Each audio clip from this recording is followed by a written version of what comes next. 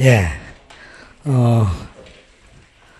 19일날 경찰직 준비하시느라고, 진짜 수고 많으십니다. 마지막 마무리까지 여러분이 철저하게 하셔가지고, 좋은 성적을 꼭 얻으시기 바라요. 자, 오늘 2시간 동안 7시까지 해가지고 이제 수업이 진행되는데, 이게 뭐 전근대사하고 근현대사를 뭐 다 해주면, 이게 아무런 의미가 없어요. 뭐 2시간에 끝낼 수도 없고. 그래서 근현대사 파트만 한번 마무리 정리식으로 해가지고 한번 쭉 훑어보는 시간을 갖도록 하겠어요. 그래서 여러분들이 지금 여러분이 한 2,000원씩 주고 산 거 있잖아요. 내가 돈 받으라고 안 했어요. 여러분들 그 2,000원씩 주고 산 그 정리집이 있어요. 그 정리집을 보시면서 칠판 쳐다보면서 가로를 한번 채우면서 우리가 근현대사 파트 한번 쭉 정리하면서 마무리 정리하겠어요. 자, 3차 시험 대비예요. 자, 근현대사 파트에서 여러분이 첫 번째 중요한 게 바로 흥성대원군의 정책이에요. 근현대사 한 6문제에서 많으면 7문제 나오는데 그 중에 이제 흥성대원군의 정책 파트가 지금까지 보면 한 2-3번 나왔어요. 전제왕권 강화 정책이라고 해요. 흥성대원군의 정책은 크게 2가지야. 전제왕권 강화 정책, 또 하나가 바로 통상수교 거부 정책. 이렇게 2가지로 이제 요약 정리가 돼요. 근데 그 중에서 전제왕권 강화 정책은 안경 비대서 3 이렇게 해서 암기하라고 그랬어요. 수업 시간에 기억나요? 특강 시간에. 그래서 이제 첫 번째가 바로 이제 누구를 축출한다는 얘기야. 안동김 씨를 축출한다는 얘기야. 그래서 이제 흥성대원군에 아주 중요한 그 얘기들이 있잖아. 그 중요한 얘기. 내가 천리를 끌어다 지척으로 삼겠다. 내가 남대문을 갖다가 높이겠다. 내가 태산을 깎아가지고 평지로 만들겠다. 그게 바로 안동김씨 축출을 예언한 거야. 그래서 고른 인재를 등용시키겠다는 얘기겠죠. 그리고 이제 왕실의 위엄을 높이기 위해서 왕권 강화 정책을 폈죠. 그게 이제 경복궁중건이에요. 그래서 임진왜란 때 이미 소실됐잖아. 그걸 갖다가 청나라의 자금성을 갖다가 이제 빗대어 엄청나게 이제 크게 만들지. 근데 여기에서 뭘 징수를 했어? 뭘 징수를 했어? 원하는 만큼 내라, 백성들한테.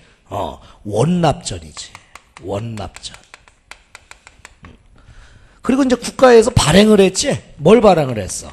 당백전. 당백전 발행. 그래서 이 원납정을 징수하다 보니까 백성들의 고통이 심각해지지. 그래서 백성들이 고통이 심각해지고, 그리고 이제 양반의 묘지를 별채해서 경복궁의 목재로 쓴 거야. 그러다 보니까 당연히 양반 묘지를 별채하니까 양반들이 반발이 심하겠지, 이게. 자, 그리고 나서 이제 의정부와 삼군부를 부활했지. 뭘 폐지시키고? 비변사를 폐지시키고, 비변사 폐지. 그리고 이제 법전을 정비해가지고 대전회통과 육전조례 편찬했다고 그랬어. 이때 이 회자 잘 알아야 돼, 이게. 왜냐면 대전 통편이라는 게 또 있으니까. 자, 그리고 이제 서원을 철폐했지? 서원을 철폐했다. 공자가 다시 살아난다 하더라도 내가 백성들을 해치는 자는 용서치 않겠다라고 해가지고 서원 철폐. 자, 몇 개를 제외한? 47개소를 제외한 서원을 싹 없애. 이 상황에서 하나 더 철폐한 게 있어. 만동묘. 이 만동묘는 우암 송시열의 교지에 따라서 이 제자들이 만든 거 아니야? 지금 속리산 기슭이에다가 임진왜란 때 우리를 도와준 바로 명나라의 신종과 의종의 위패를 모셔놓고 제사를 지내라. 그래서 만동묘까지 철폐한 거야. 자, 그리고 이제 삼정의 문란을 이제 해결하기에 19세기 가장 농민들을 괴롭혔던 삼정의 문제. 그 중에 전정은 어떻게 해결했지? 양전 사업을 통해서. 그리고 군정의 문제는 어떻게 얘기했어? 양반도 내라, 씨발, 양반도. 그래서 호포법이라고 하잖아. 이걸 호포법. 그리고 황국은 어떻게 해결했어? 사창제를 실시했지? 사창제. 양반들에게 맡긴 거야, 이렇게. 여기까지가 이제 전제왕권 강화 정책이야. 안경, 비대서, 3. 이렇게 알아두시면 돼. 자, 그 다음. 2번째. 두 번째는 이제 통상수교 거부 정책으로 우리가 이제 들어가 봅시다. 자, 통상수교 거부 정책은 여러분들이 흔히 옛날에는 세국 정책이라고 했지. 자, 요거는 여러분이 병제, 병폐신. 병제, 병폐신. 이렇게 되는 거야. 먼저 이제 병인박해지. 병인박해는 여러분들이 우리가 흔히 조선의 4대 박해 중에 하나인 프랑스 9명의 선교사를 갖다가 결국 처형시키는 거야. 이거 이유가 있었지? 프랑스와 국교 체결하려고 하다가 실패하잖아. 그래서 그거에 대한 복수감으로 프랑스 신부 9명을 처형시켜. 이것 때문에 일어난 게 바로 뭐야? 이것 때문에 일어난 게 제너럴 쇼머너 사건이 아니야? 이것 때문에 일어난 게 병인양요. 이 병인양요의 영원히는 병인박해지. 병인박해. 그래서 프랑스가 강화도로 침입을 했어. 이때 프랑스 함대장 이름이 뭐였어? 장미라고 그랬는데 장미? 로즈. 로저스가 아니야. 로즈야. 그 로즈가 쳐들어왔어. 그걸 막아낸 사람이 있잖아. 양족 한문. 양족 한문. 무슨 산성? 정족산성. 한문. 무슨 산성? 문수산성. 이렇게. 그러면서 이제 프랑스 애들이 쫙 퇴각하면서 가져간 게 있지? 우리나라 이제 외규장각도서지. 외규장각도서 반환 문제가 야기됐다. 이때 우리나라의 대부분의 뭐가 가져가? 의궤를 가져가잖아. 의궤. 절대 이건 아니다. 이거 주의하실 게 있다. 직지심경. 직지심체 요절은 이때 가져간 게 아니야. 기억나? 그리고 이제 여러분들이 병인양요 있기 전에 병인박해 직후에 제너럴 쇼머너 사건이 터져. 이거는 제너럴 쇼머너라는 미국 상선이 평양 대동강까지 기술 올라갔다가 평양 주민과 대판 싸운 거지. 그래서 평양 주민들이 막 제너럴 쇼머너에 올라가가지고 소각시고 막 그러잖아. 그때 여러분이 대표적인 사람이 누구였어? 박규수. 원래 박규수는 실학자 박지원의 손자였지. 당시 평양 감사였어요. 그래서 박규수의 지원 아래 제너럴 쇼머너가 소각되는 사건이 터져. 그러니까 미국에서는 이제 이게 행방불명된 거지. 나중에 알고 보니까 조선에서 이게 소각됐다는 거 알고 이것 때문에 터진 게 나중에 신미양요야. 신미양요. 자, 그래서 신미양요의 원인은 바로 제너럴 쇼머너 사건 때문이죠. 그죠? 그리고 이제 미국이 강화도를 침입한 거야. 이건 프랑스가 강화도를 침입한 거. 이때 미국의 이제 함대장이 누구야? 로저스야, 이건 로저스. 이때 이제 어제수 형제가 활약을 하지. 어디에서? 광성부에서. 헷갈리면 안 돼. 요거하고. 자, 그리고 이제 병인양요 직후가 있어요, 여기에. 병인양요 직후에 오페르트라는 독일 상인이 흥성대군의 아버지 남영군의 묘를 갖다가 파헤치려고 하다가 실패하는 사건이 일어나지. 이것 때문에 이것 때문에 결국 천주교인들 한 8,000명이 죽는 거야, 이게. 이게 바로 남영군 묘 도굴 사건이다. 자, 그리고 이제 척합의 권리가 완성된 게 요때야. 신미양요 직후. 통상수교 거부 정책의 강화. 이거는 이제 처음 만들어진 게 1866년. 즉 병인양요 직후에 만들어져 가지고 신미양요 때 완성이 된 거야. 이게 요때부터 만들어진 거야, 요때부터. 자, 그래서 흥성대군의 척하 의지를 강화시킨 대표적인 것이다. 이렇게 알아두면 돼. 그래서 병제, 병폐신 순서 이렇게 알아두시면 되고. 자, 그 다음 개항 이후의 정치적 상황이야.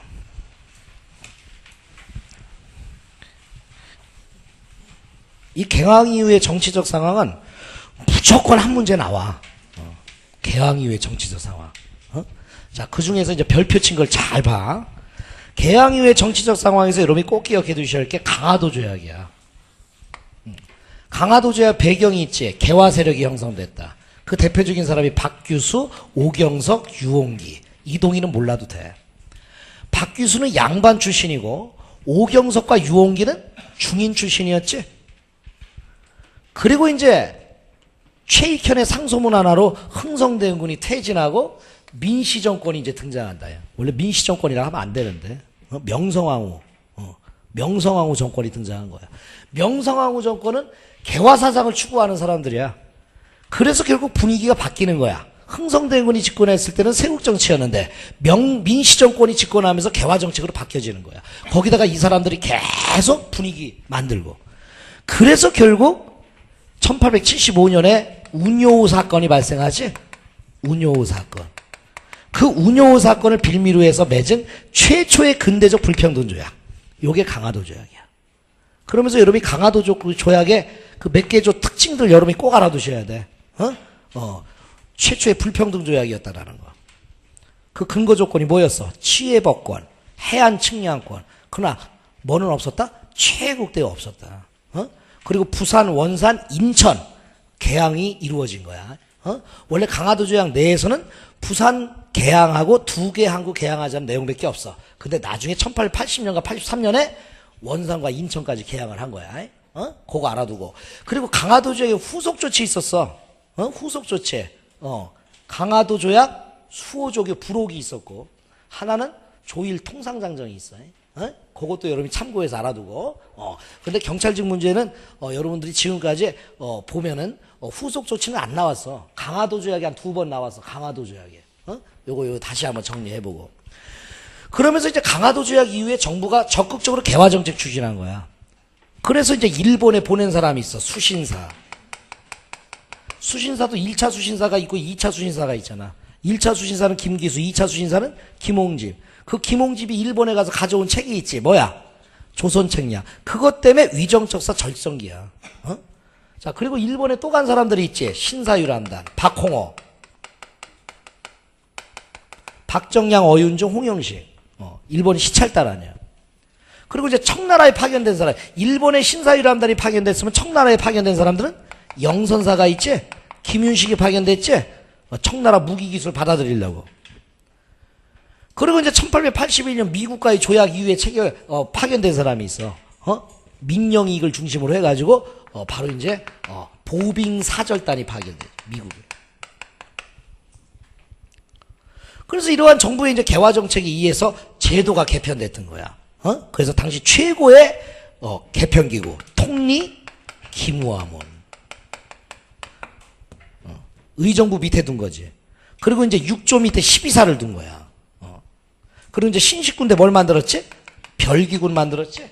요것 때문에 발생하는 게 이모군란. 자, 이러한 개화정책에 대해서 당시 위정척사 사상들은 엄청나게 반발을 하지. 그래서 1860년대, 70년대, 80년대, 90년대까지 위정척사 운동의 전개가 좀 꼭 알아둬야 돼.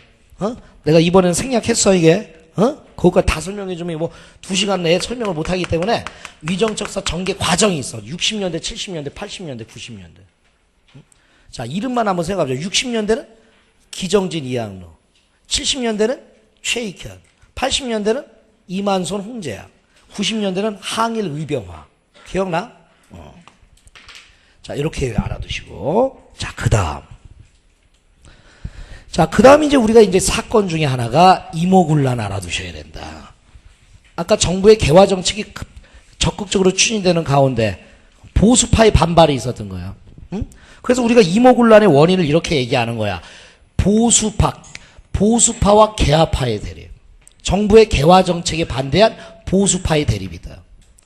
그게 이제 구체적으로 구식군대와 신식군대로 나타난 거야. 그것이 또 대원군, 흥성대원군과 민시정권의 갈등으로 나타난 거야. 이게 이제 이모군란의 성격이라고 보면 되고, 그 이모군란 이후에 맺어진 조약, 제물포조약 꼭 알아둬라. 제물포조약. 이 제물포조약에서 일본 군대가 공사관에 최초로 군대를 주둔하게 되지.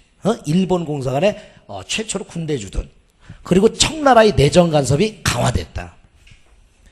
이때 위안스카이가 군사고문으로 파견되고, 재정고문으로 누가 파견됐어?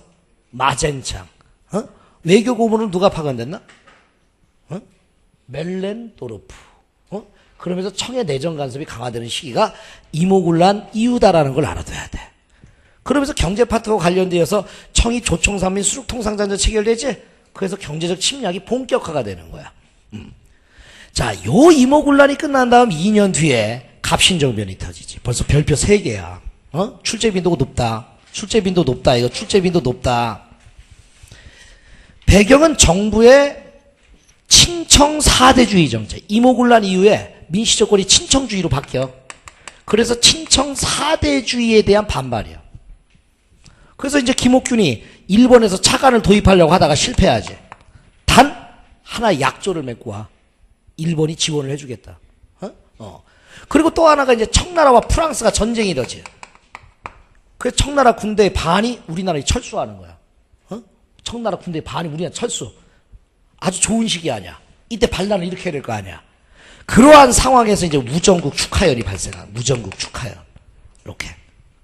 그래서 이 네 가지를 계기로 해서 우정국에서 사건이 터진 거지. 결국 3.1 천하로 끝났어. 그래서 결국 우리나라 개화운동의 단절이 이루어져. 그리고 청나라의 내정 간섭은 더욱더 강화되지. 그리고 나서 맺어진 조약이 무슨 조약? 한성조약. 이건 일본의 배상금지부라는 거야. 그리고 또 하나가 뭐야? 탄진조약. 이건 청과 일본이 동시 파병권을 만든 거야. 그래서 일단 조선 주둔한 군사를 싹 철수시키지. 그리고 나중에 이제 청일전쟁의 반발원이 되는 거 아니야? 자, 의의를 보자. 최초의 입헌군주제 수립에 입헌군주제의 수립 등의 근대화 운동의 선고다. 그래서 우리가 이제 이 갑신정변을 갖다가 우리나라 최초의 위로부터의 근대화 운동이다 이렇게 얘기하는 거야. 자, 정강 14개조 개혁요강 암기하고 있나? 경평제지청.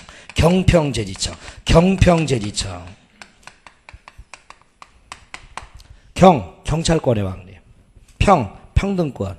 재정의 일원화. 지적법개혁. 청에 대한 4대 관계 폐지. 요거. 이 외에도 이제 여러분이 해상공급 폐지라든가 사형을 일형으로 축소시키자, 쓸데리 없는 기관 다 폐지시키자, 이런 내용들이 바로 정강 14개조의 개혁요강이다. 됐지? 갑신정변. 자, 그리고 이제 갑신정변 이후에 우리나라의 상황은 아주 바람 앞에 촛불과 같은 상황이지. 청나라가 침발로 놓고 일본이 그 뒤를 따르고 연해주에서는 러시아가 내려오고 있고 거기에 따라서 영국이 거문도를 점령하고, 그래서 이제 거문도 사건이 터지는 거야. 그래서 이제 6.1줄이라든가 서양인 있지? 부들러. 그 부들러가 조선이 살기 위한 방법을 갖다 제시하지. 그게 조선 중립화론 대도야. 그래서 조선이 중립화론이 대두되는 시점이 갑신정변 이후더란 얘기야. 자, 그 다음은 이제 위로부터의 근대화 운동이 갑신정변이 있었다면 아래로부터의 농민들의 근대화 운동이 있다. 요게 동학농민 운동이다. 자, 이 동학농민 운동도 아주 출제 빈도가 높지. 예. 이거 나오면 일단 여러분들이 이게 중요해. 이게 시기. 지금까지 우리가 이 기출문제 쭉 보면서 시기가 가장 중요했잖아. 그래서 고부밀랑기. 원인은 뭐야? 조병갑 횡포. 그래서 1차 봉기 이루어졌단 말이야. 1차 봉기 쭉 연결돼야 돼. 백산 봉기. 거기에서 척예양이 처벌을 요구했고. 그랬잖아, 이게. 그리고 이제 어디로 갔어? 황토연. 그 다음에 황룡천. 거기서 승리했지? 승리해가지고 전주성이 함락되는까지. 자, 그러다가 이제 정부가 청나라 군대를 끌어들인단 말이야. 그러다 보니까 이 게임이 안 되잖아. 그 정봉준이 정부와 화약을 맺는 거야. 화약을 맺어가지고 정부에서는 교정청을 만들고, 그리고 전라도 각지에다가 동학교들은 집강소를 만들어서 거기에서 이제 폐정개혁안 12개조를 딱 만드는 거야. 기억나? 근데 문제는 뭐냐면 일본 군들이 텐진조약을 구실로 들어와가지고 청일전쟁이 발생한다는 얘기야. 그 청일전쟁이 발생하고 일본의 일부 군들은 경북국을 점령하고 바로 우리의 내정개혁을 하게 되지. 그걸 우리는 1차 가보개혁이라고 그래. 그래서 청일전쟁과 1차 가보개혁이 전주 화약기 기간 안에서 터진 거야. 그래서 이제 동학교들이 열받아가지고 2차 봉기를 하게 된 거지. 2차 봉기는 어디에 직결했다고? 논산. 남쪽 북쪽 연합했어, 이때는. 근데 공주 우금치에서 패배하지. 그래, 실패로 끝나는 거야. 자, 순서 꼭 기억을 해둬라. 그래서 이 동학농민운동은 대내적으로는 가보개혁에 영향을 줬다. 대외적으로는 청일전쟁에 영향을 줬다. 그리고 아래로부터의 개혁운동이다. 그리고 반봉건, 반제국주의 운동이었다. 그리고 이 폐정배회관 12개조 중에 여러분이 꼭 알아둬야 할 게 4가지가 있다. 노청무토, 노청무토. 노비문서소가 청산가부 제가화요, 무명의 잡스 폐지, 토지 평균 분자. 됐지? 자, 그 다음에 이제 청일전쟁이야. 청일전쟁은 바로 요때 터진 거야. 전주화획기에 터져가지고 이게 한 1년 가. 근데 누구의 승리로 끝나? 일본의 승리로 끝나는 거지. 그리고 맺어진 조약이 뭐야? 시모노세키 조약. 시모노세키 조약. 그래서 이 시모노세키 조약의 결과 청나라가 사할린 남부하고, 사할린 남부가 아니라 요동지방, 그 요동지방을 갖다 일본에 빼앗기게 되는 거지. 그 다음에 이제 동학농민운동의 2차 봉기의 계기가 된 거야. 여기 이제 2차 봉기를 얘기하는 거야. 자, 가보개혁은 여러분들이 전주 화약기 중에 일어난 게 1차 가보개혁. 근데 가보개혁은 1차가 있고 2차가 있잖아. 1차 가보개혁은 김홍집 단일 내각이야. 그거에 비해서 2차 가보개혁은 김홍집과 누가 연립을 했어? 박용효가 연립을 했지. 그 연립내각. 특히 1차 가보개혁은 군국기무처를 중심으로 해서 이루어졌고, 2차 가보개혁 때는 이거 폐지되지. 그리고 1차 가보개혁 때는 흥성대원군이 참여했고, 2차 가보개혁 때는 흥성대원군이 참여하지 않았어. 이제? 그러면서 이제 2차 가보개혁의 시작이 홍범 14조야. 우리나라 헌법이야, 헌법. 홍범 14조. 그 외에도 이제 여러분의 2차 가보개혁의 내용에는 다음과 같은 게 있지? 어휴, 2차 가보개혁의 내용이 없네? 자, 홍범 14조가 있고, 7부. 정부 조직을 7부로 개표하고, 전국을 23도로 나누고, 23도. 그 다음에 교육입국조서 이때 발표되지?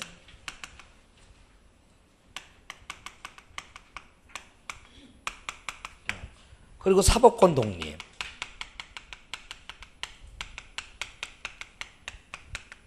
그래서 7, 23, 4교 14 이렇게 암기하라고 그랬잖아.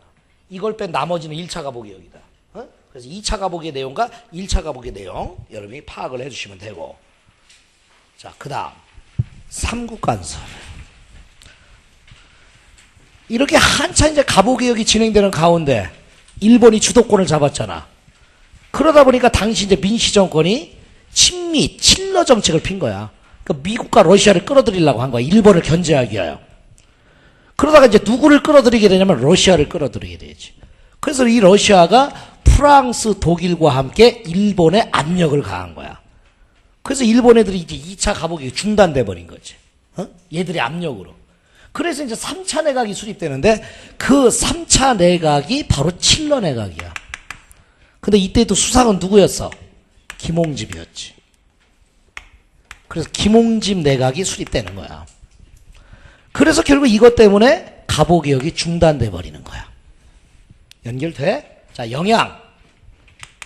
이걸 이제 우리는 삼국간섭이라고 하는데 이거의 영향. 결국 일본이 민비를 시해하지? 그게 을미사변. 민비 시해와 함께 다시 주도권이 바뀌는 거야. 그래서 4차 내각이 수립되는데 이때 4차 내각 때도 누구야? 김홍집 내각이야. 단 이 내각은 친일 내각이 되는 거지. 친일 내각. 그러면서 이루어진 게 3차 개혁이 이루어졌는데 이것을 우리가 을미개혁이라고 한다. 그래서 이 을미개혁의 내용을 보면 우연히 양종이 단소를 불렀다. 우연히 양종이 단소를 불렀다. 우편제도. 연호 사용. 이때 연호가 뭐야? 건양. 양력 사용. 종득법 실시. 단발령. 그 다음에 소학교 설립. 이외에도 친위대와 시위대, 진위대 요게 설치되었다. 요게 최초로 설치된 건 을미개혁이고 이게 보강된 건 광무개혁이야. 그러면서 이 을미사변과 요 단발령의 영향으로 요 을미사변과 요 단발령의 영향으로 바로 을미의병이 일어나지. 그래서 을미의병은 명성황후 시해와 단발령을 계기로 한 거야. 특히 위정척사 사상을 가진 유생들이 주도했고 단발령 철회를 요구했어. 그래서 이제 고종이 단발령 철회를 해줄 테니까 해산해라 해가지고 을미의병이 자진해산하지. 그래서 우리가 을미의병을 우리나라 최초의 의병이라고 얘기하는 거야. 됐지? 자, 그러니까 우리가 삼국간섭 이후에는 러시아 주도권기고 을미사변 이후에는 일본 주도권기야. 그래서 이제 러시아 세력들이 사건 하나를 일으키지. 그게 우리 고종을 갖다가 러시아 공사관으로 유괴시킨 거야. 그걸 뭐라고 그래? 아간파천이다 이렇게. 그래서 그 아간파천 이후에 칠러내각이 또 수립되는 거야. 그게 바로 오차내각이야. 근데 아간파천에 영향이 있지. 열강에 이권 침탈이 심화됐다. 열강에 이권 침탈이 심화됐다는 거야. 그래서 결국 이 아간파천 이후에 러시아의 이권으로부터 우리가 해결하기 위해서는 고종께서 빨리 황궁해야 된다. 응? 고종께서 빨리 황궁하셔야만 이 문제가 해결된다. 그래서 고종황궁 여론이 일게 되는 거야. 그런 상황에서 만들어진 협회가 하나가 있어. 그게 뭐야? 독립협회야. 독립협회. 자, 이 독립협회도 여러분이 별표 3개를 쳐놨어요. 별표 3개.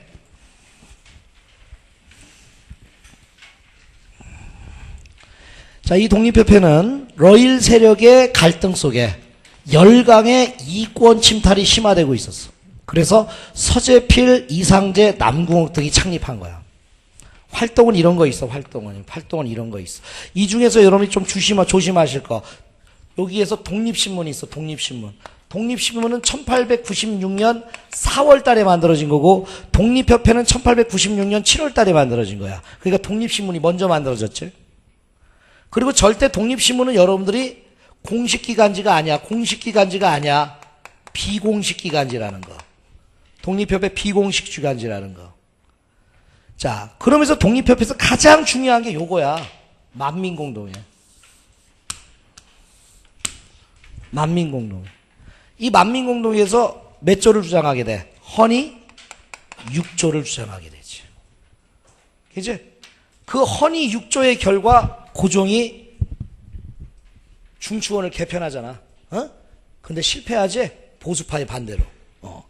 자, 그래서 이제 그게 해체 이유로 넘어가는 거야. 우리는 이것을 갖다 무슨 서 사건이라고 그랬지? 익명서 사건. 보수파의 반발. 그리고 이제 보수파들이 황국협회라는 걸 만들지? 그래서 황국협회의 탄압. 그래서 독립협회 해산. 의는 자주국권, 자유민권, 자강개혁을 실현하는 것이다. 이게 독립협회야.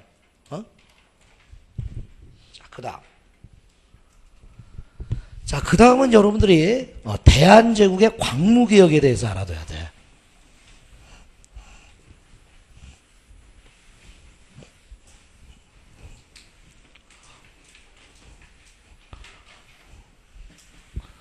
자, 특히 이 대한제국이라는 것은 아까 말했던 독립협회의 여론 조성이야. 여론이 조성해가지고 고종이 황궁을 해. 황궁을 해가지고 결국 수립한 게 대한제국이야. 그래서 그 대한제국에서 이루어진 게 광무개혁이다. 자, 이 광무개혁은 성격이 구본신참적 성격이야. 옛 것을 근본으로 하고 새로운 것을 참고만 하려고 한 거야. 자, 그러다 보니까 전제 황권을 강화하려고 해. 옛 것을 근본으로 하니까 전제 황권을 강화시키려. 그러니까 전제군주제를 강화시키려고 한 거지. 그래서 9.13 중지 황궁교육 강화 이렇게 알아두라고 그랬지. 자, 첫 번째가 바로 대한국 국제구조. 대한국 국제구조. 구조야. 이거 만들었다. 요거의 내용들은 뭐 대황국, 대황제는 뭐 하면서 시작되는 거지. 그리고 13도 지방제도 완벽하고. 그리고 중추원 관제 만들었다. 근데 실패했지, 이거 실패했어. 그리고 토지를 갖다 근대화 하려고 했잖아. 그래서 발급한 게 뭐야? 지계 발급. 이건 토지를 분배한 게 아니야. 자, 그 다음에 이제 황실 중심의 상공업진흥정책. 이걸 식산 흥업정책이라고 하지. 그리고 이제 군사제도를 개혁했어. 자, 대표적인 게 뭐야? 원수부 만들었지? 사관학교 만들었지?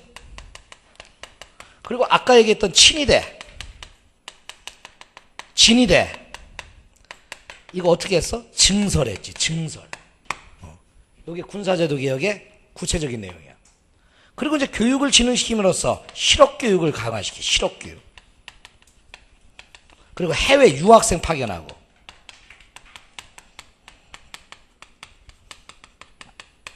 자, 요게 광무개혁이라고 볼 수 있어.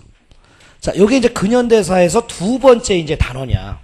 두 번째 단원. 이게 두 번째 단원. 아까 1단원은 여러분들이 흥성대원군의 정책이었고, 그리고 두 번째가 바로 이제 근현대사 요건데, 다시 한번 여러분들하고 보면, 개항 이후의 정치적 변화야. 강화도 조약 잘 알아둬야 돼. 강화도 조약. 출제빈도 높아. 자, 그 다음. 갑신정변. 이모군란은 잘 안 나와. 갑신정변 잘 나와. 갑신정변과 또 하나 잘 나오는 게 동학농민운동이야. 알겠지? 자, 그리고 가보개혁. 1차 가보가 2차 가보개혁을 잘 구분해두고. 자, 그 다음에 이제 여러분들이 독립협회 활동에 대해서 주목해야 돼. 독립협회 활동. 그리고 대한제국의 광무개혁이야. 광무개혁. 이 광무개혁은 요즘 최근 들어가지고 매 시험마다 잘 출제되는 거야. 매 시험마다. 자, 이렇게 해가지고 여러분들이 개항 이후의 정치 변화 마무리 짓고. 자, 그 다음. 일제 국권 침탈 과정이지?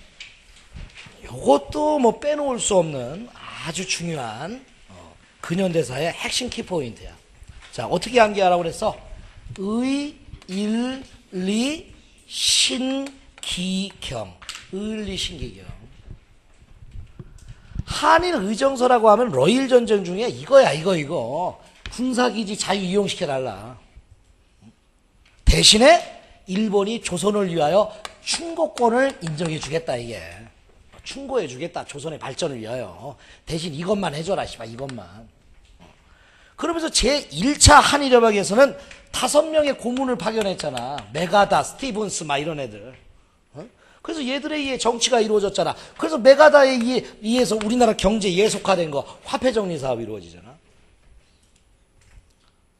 자, 그러다가 이제 2차 한일협약이 이루어지기 직전 요거 있잖아. 가, 영, 포. 우리나라 왕따 만드는 작업. 가스라? 테프트 밀약. 2차 영일동맹. 포스모스 강화조약으로 말미암아 러시아가 우리나라의 지배권을 갖다가 완전 포기해버린 거지. 그러면서 이제 2차 한일협약이 맺어진 거야. 이또우가 와가지고. 이걸 우리는 흔히 뭐라고 그래? 을사늑약이라고 하잖아. 을사늑약. 됐지? 이때 이제 무슨 권이 박탈되는 거야? 외교권이 완전 박탈되는 거야. 그리고 이또우가 초대 통감으로 부임되잖아. 그래서 통감 정치의 시작이 이루어진다고 이게. 됐어? 자, 그러다가 이제 한일 신협약이 이루어지는데 우리는 흔히 이걸 갖다가 한일 신협약이라고도 하고 정미 7조약이라고 돼. 한일 신협약 정미 7조약. 배경은 뭐야? 고종강제퇴위지. 을사늑약 이후에 고종이 헤이거에 밀사 파견하잖아. 그렇지? 헤이거에 밀사 파견.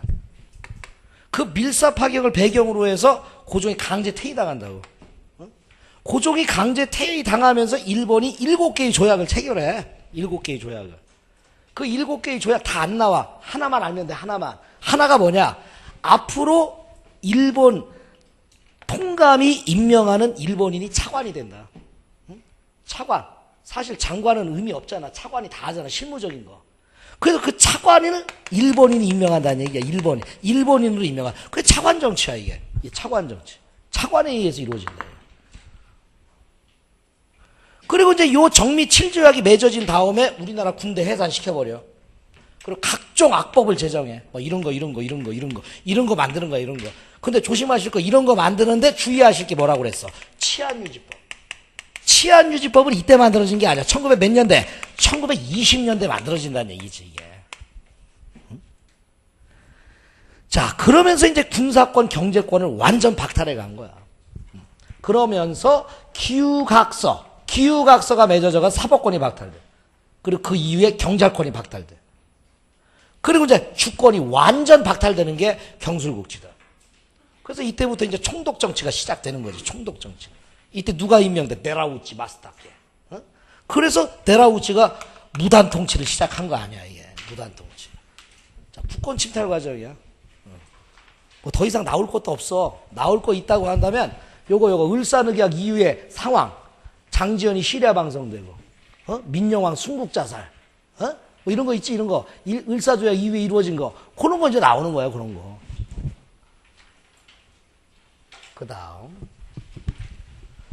그 다음에 이제 3.1운동 이전에 우리 민족의 운동이야. 3.1운동 이전에 우리 민족의 운동. 3.1운동 이전에 우리 민족의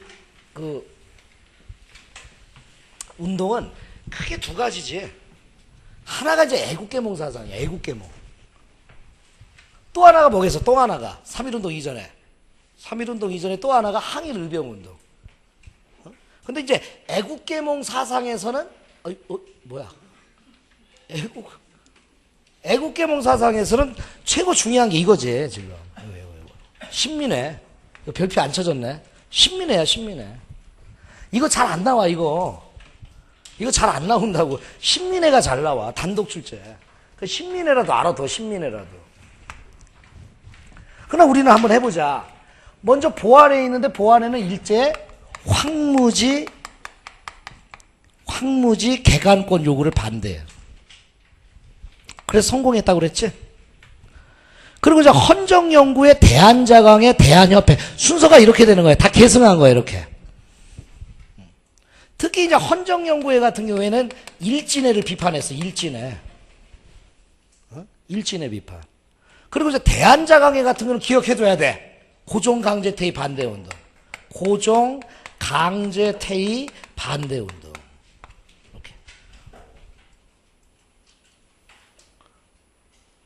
대한협회 안 나오니까 너무 긴장하지 말고, 이거 민권신장 이렇게 말아도. 중요한 건 신민회야, 신민회. 자, 신민회는 여러분들이 일단 안차호 같은 분이 있어. 안차호, 이승훈.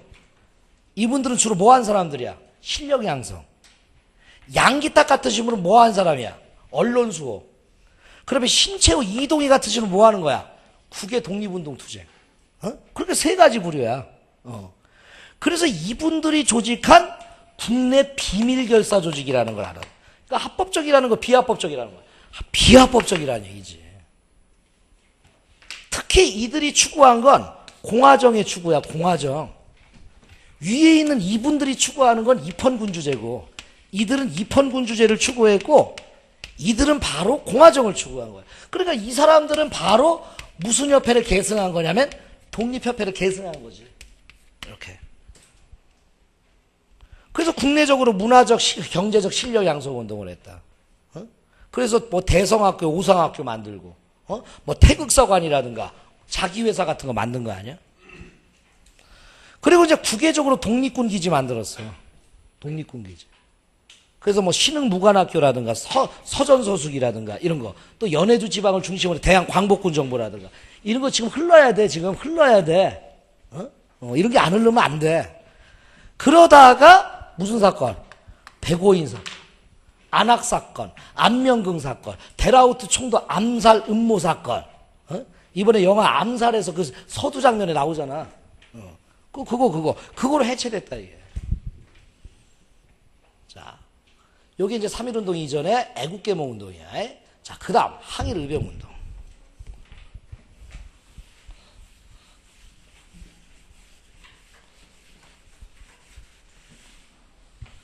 자, 이 항일의병운동은 크게 세 가지야. 을미, 을사, 정미. 을미, 을사, 정미. 자, 을미는 배경이 된 게 명성황후 시해. 최초의 의병운동. 특히 유생과 농민들이 결합되는데 이 농민들이 주로 동학교도들이야. 그리고 아까도 말했지만 고종의 해산 명령에 의해서 해산됐다라는 거. 됐지? 자, 그리고 을사의병 같은 경우에는 원인이 뭐야? 을사득이야. 그리고 의병운동의 본격화란 얘기야. 본격화. 그러면서 이때 평민의병장이 출연하잖아. 평민의병장. 대표적인 사람 누구였어? 오케이, 신돌서. 유생 출신 의병장 2명만 얘기해봐. 최익현 민종식, 홍성의 민종식, 홍주라고 그랬지. 그리고 태인의 최익현, 그리고 유격전의 전하, 유격전. 그리고 이제 정미의병 같은 경우에는 고종강제퇴위 이거 하고, 그 다음에 군대 예산이 원인이야. 그리고 의병운동의 조직화라는 거야. 지금 이 단어들 여러분이 아주 그 키포인트야. 최초로 일어났다, 본격화되었다, 조직화되었다, 이 단어들. 자, 그러면서 전국 13도 창의군이 만들어졌지? 이때 창자 빠지면 큰일 나. 창자 빠지면 연해 줄 거야. 자, 그래서 서울 진공작전이 이루어집니다. 서울 진공작전이나 서울 진입작전이랑 똑같은 거야. 한양 진공작전이라고도 해. 한성 진공작전이라고도 하고. 이때 우두머리가 누구였어? 이인영. 근데 왜 실패했지? 효가 충보다 더 중요하다고 했잖아. 말도 안 되는 소리 했잖아. 우리가 생각할 때는. 근데 이때는 말이 되는 거야, 이게. 자, 그 다음에 이제 의거 활동으로서 이런 분들이 있다라는 거야. 이런 분들. 이런 분들이 있다. 의거 활동에. 자, 넘어가자. 자, 그 다음에 이제 일제 식민통치. 요 일제의 식민통치는 여러분들이 요거야, 요거. 1기, 2기, 3기를 잘 나눠둬야 돼. 어떤 게 10년 되고, 어떤 게 20년 되고, 어떤 게 30년 돼, 40년 되냐, 이게. 일단 10년대는 정치적으로 무단통치야. 경제적으로는 토지조사 사업이고. 자, 무단통치를 갖다가 우리가 다른 말로 뭐라고 그래? 헌병 경찰통치. 요거의 대표적인 게 뭐가 있어? 태형. 즉 결처분권. 이런 용어들 나오면 다 10년대 생각해야 돼. 딴 데 생각하지 말고. 그리고 조선인 회유기간이 있었어. 뭐야? 중추원. 그리고 대표적 사건 백오인 사건. 뭐 10년대 핵심 따면 몇 개 되지도 않아 이거.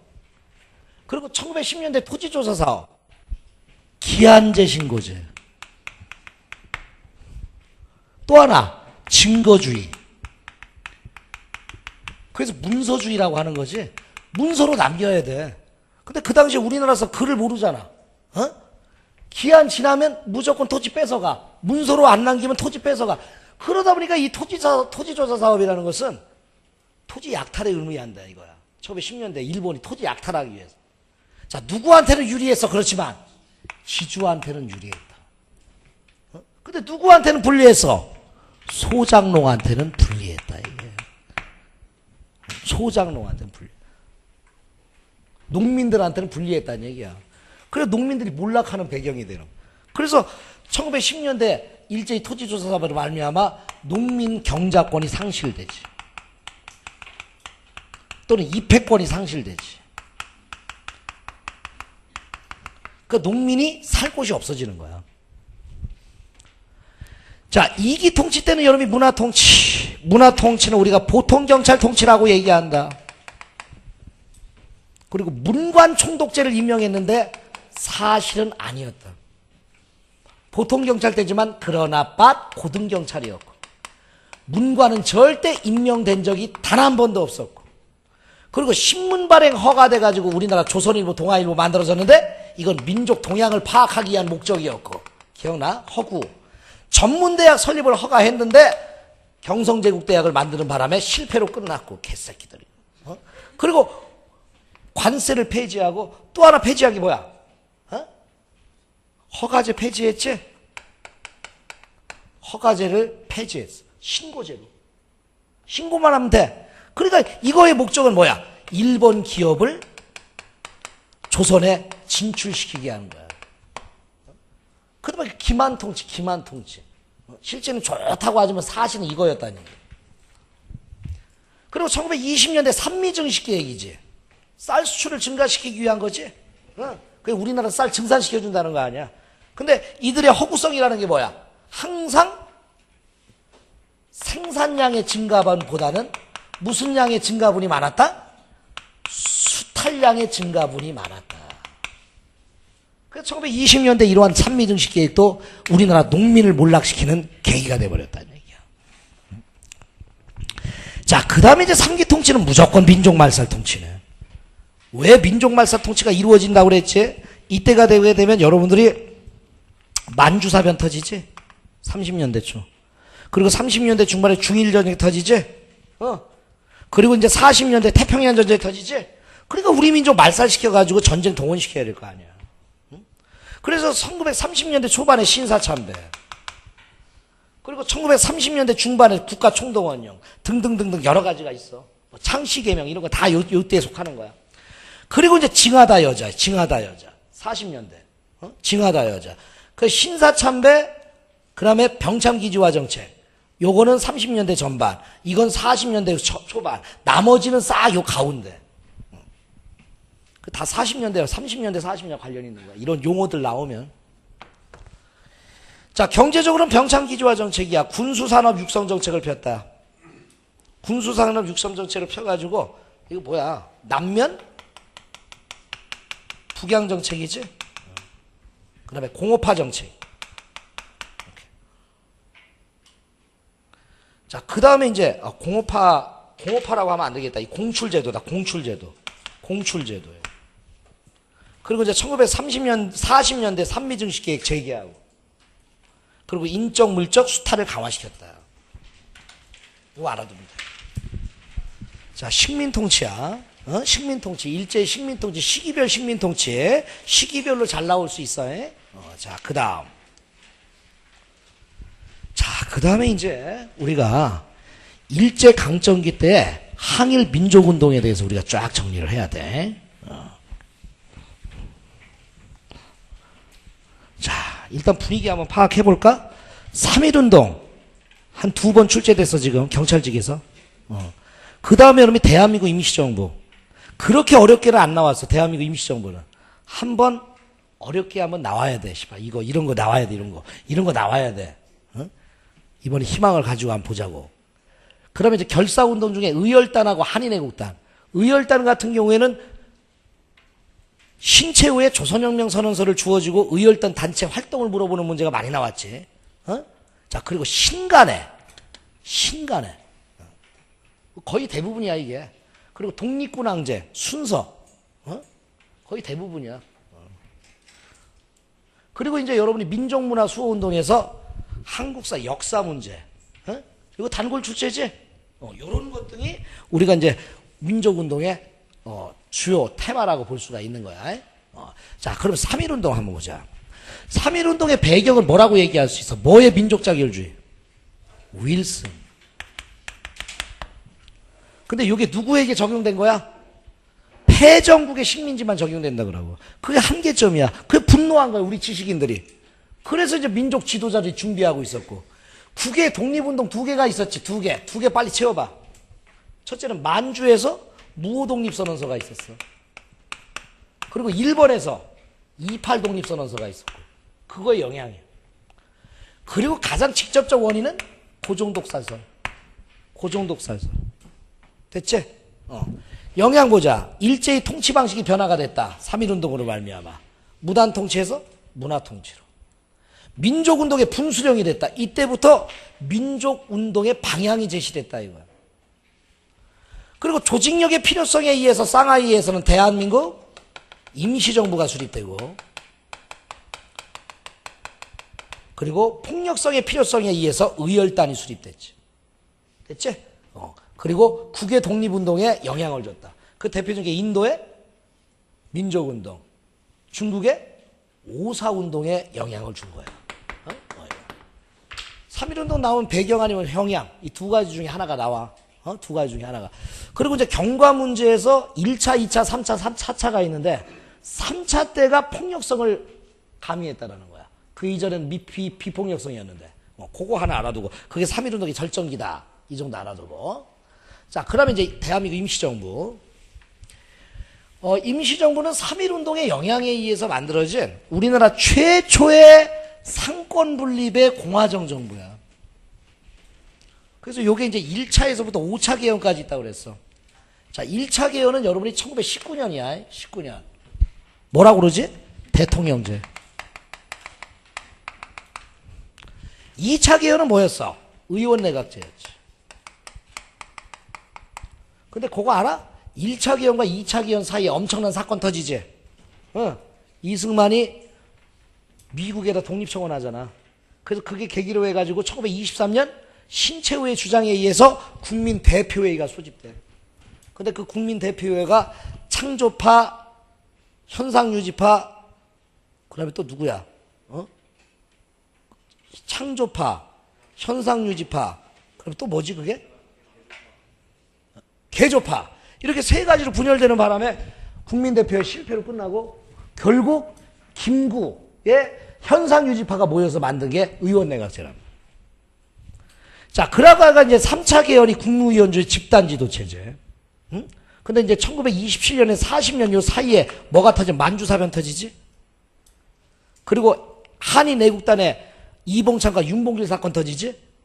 그래서 결국 쌍하이에 수배령이 내려져. 누구에 대한 수배령?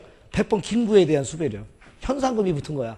그래서 32년 이후부터는 쌍하이 정부에서 계속 이동하는 거야.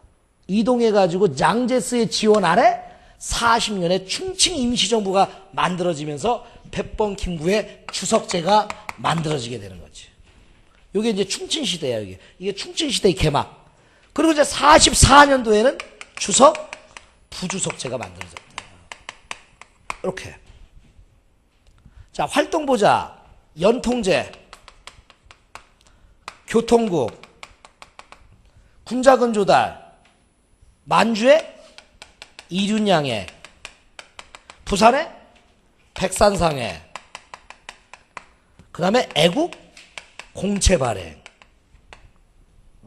지금 나하고 같이 흘러야 되는데, 지금 쫙 흘러야 되는데, 지금 흘러야 되는데. 자, 외교 활동으로서는 여러분들이 이승만의 워싱턴의 구미위원부, 김규식의 신한청년단, 그리고 이제 사료 편찬이 있었던 거야. 그리고 주의하시고 독립신문도 간행돼서 독립신문. 독립신문. 이거 독립협회에서 만들어진 게 아니야? 자, 그 다음 1926년도에 김구에 의해서 한인애국단이 만들어졌고, 그 다음에 40년대는 한국광복군이 창설이 됐다.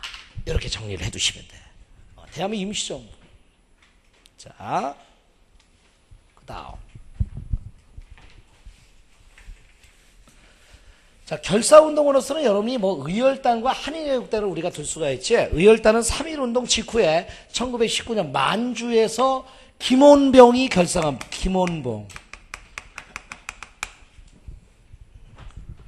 고등학교 국정교과서에서 김원봉 뺀다고 그러대. 미친 사람들이야. 이 나라가 어떻게 돌아가려고 하는지 모르겠어. 이러한 민족주의자를 뺀다, 이게 말이 돼, 이게? 나 참, 이 한국사 편찬하는 사람들, 이게 머리가 제 모양인가 모르겠어, 이게. 이승만은 뺄지언정, 씨발, 김원곤을 빼지 말아라, 씨. 근데 이승만 박사는 못 빼지. 왜? 우리나라 건국 대통령이니까 어떻게 빼고. 건국 대통령인데. 이승만을 뺀다는 건 이건 대한민국 자체를 인정하지 않는다는 얘기야. 그래서 나는 그건 그거 부정해, 나는. 이승만은 뺄 수 없어. 그분이 뭐 현실적인 정치를 했다 하더라도 그분이 대한민국 정부를 갖다가 만든 창시자라는 것은 부정할 수 없는 거 아니야, 이게. 그 김원봉 왜 빼냐고, 왜 빼? 빨갱이라? 김원봉이 왜 빨갱이야, 씨발, 김원봉이. 자, 신채호.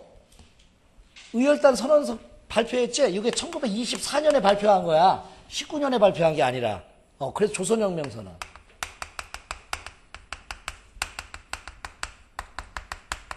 알아두고. 자, 그 외에 이제 나석주, 김상호, 김익상, 박재영 나오는데 이거 폭파시킨 거 빨리 암기해봐. 식주, 동양척 식주 시켜서.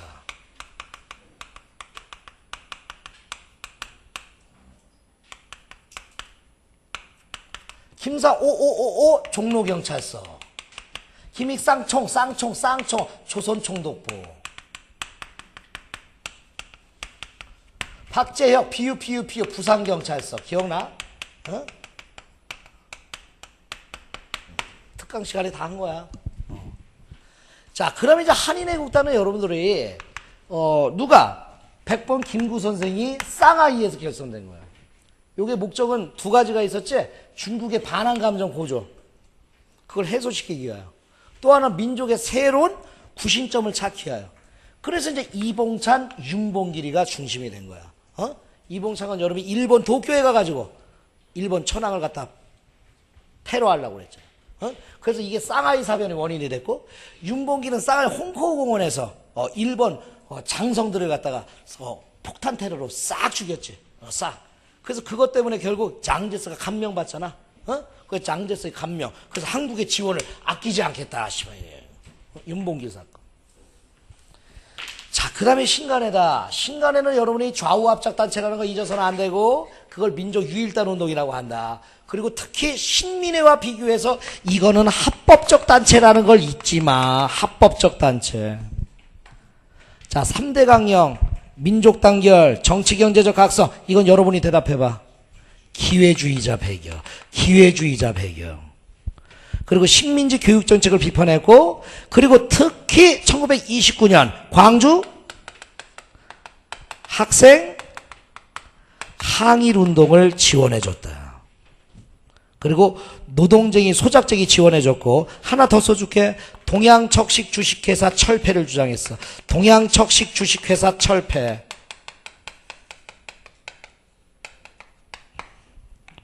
자, 그러나 안타깝게도 일본의 방해로 해체됐지. 일본이 왜 방해했지? 민중대회. 신간회가 광주 학생 항일 운동의 진상조사를 위해서 민중대회를 개최하려고 하자 일본이 방해한 거야. 그 민중대회를 개최하지 못하고 결국 간부들이 싹 투옥돼. 그런 상황에서 이제 그 민족주의 우파 세력들이 쫙 들어오는 거야. 그래서 이제 사회주의자들과 싸워. 이념 대립. 거기에 가장 결정적인 게 코민테른이지. 코민테른. 국제공산당. 그 코민테른의 지시가 내려오지. 그래서 사회주의자들이 싹 이탈하는 거야. 자, 요게 신민회. 자, 그 다음 독립군항쟁.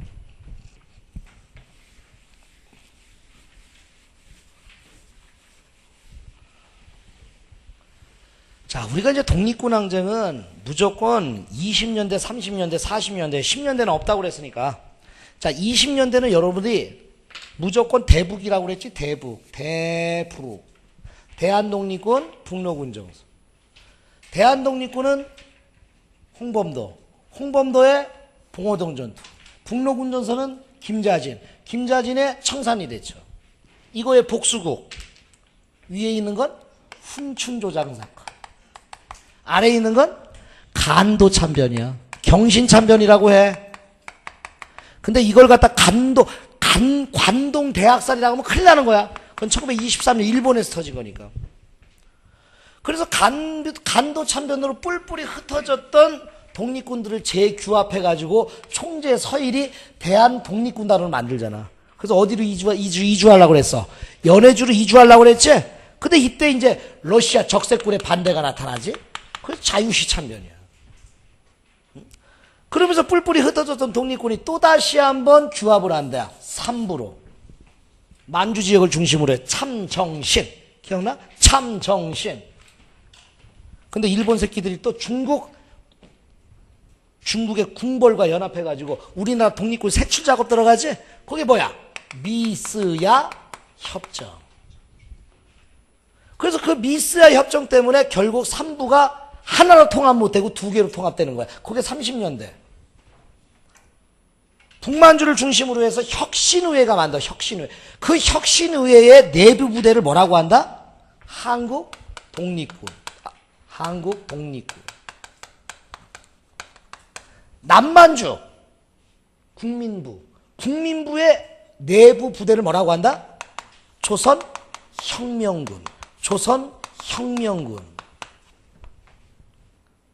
기억나? 한국지호, 조선양의, 이건 지청천이 호로군 연합했지. 이건 양세봉이 의용군 연합했지.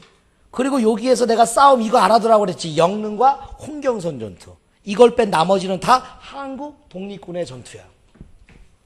그래서 윤봉길 사건 이후에 장제스의 지원에 의해서 한중연합군이 형성된 것이다. 그리고 이제 1930년대 부대 중에 김원봉이 만든 부대가 있어. 뭐야? 중국 관내에서 만들어. 이것도 역시 장제스의 지원에 의해서 만들어졌지.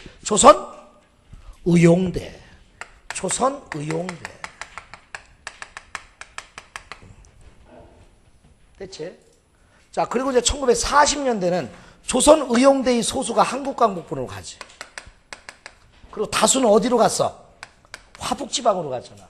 화북지방으로 가서 중국 팔로군과 연합하지. 걔들이 이름을 뭐라고 그래? 조선의용군. 누가 이끌었지? 김두봉. 이건 김원봉. 원봉의 부대는 한국광복군으로 흡수되고 두봉의 부대는 화북지방으로 가가지고 바로 중국 팔로군과 연합하여 호가장 전투에서 승리하는 거야. 응? 알겠지? 이렇게 해서 여러분이 알아두고. 자, 지금 여기에는 없지만 여러분이 반드시 그 한국광복군 그 특징에 대해서 좀 알아둬야 돼. 뭐 충칭 임시정부에서 만들어졌다. 그 다음에 그 어딨어? 신흥 무관학교 출신들이 대부분이다. 막 이런 거. 대일 선전포고했다. 막 대독 선전포고했다. 이런 거. 주로 찌라시, 암호해독, 막 이런 거, 선전문구 작성, 이런 거 주로 했다라는 거, 국내 진입작전 했다라는 거, 이런 특징들이 있지? 한국광복군은 여러분들이 단독 출제가 가능하니까, 이게. 요게 이제 독립군항쟁이야, 요게 독립군항쟁. 자, 그 다음.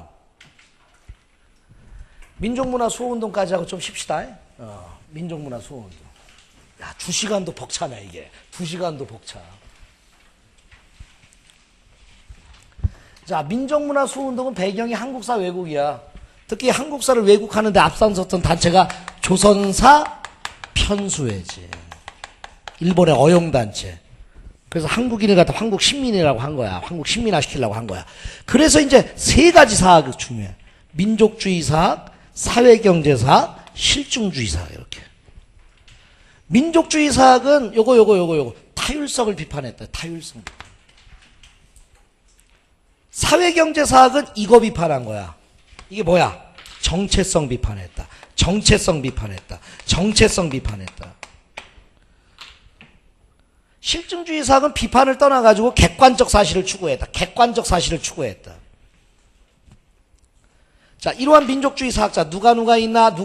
혼, 박은식. 박은식의 저서 좀 알고 있나? 주로 한국이란 말이 들어가지? 한국 독립운동지 혈사, 한국 통사. 자, 난가정신, 신채호. 신채호 저서 알고 있나? 독사실론, 조선사 연구초, 조선상고사. 그 다음에 신채호의 제자, 정인보. 정인보는 조선사 연구라는 게 있지? 그리고 양명학자이기도 하지? 박은식과 함께. 그리고 심사상을 강조하신 분이 있어. 한미 50년사 남긴 분이야.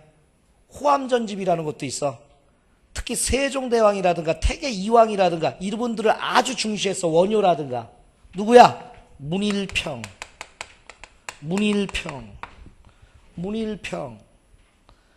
자, 그 다음에 이제 사회경제사학 하면 여러분이 백남훈 기억해둬야 돼. 백남훈. 특히 무슨 사적 보편성? 세계사적 보편성 위에 한국사적 특수성을 적용시키는 거예요. 자, 그리고 이제 실증주의 사학은 고증사, 객관적 사실을 중시하고 진단학회, 이병도의 진단학회가 있다.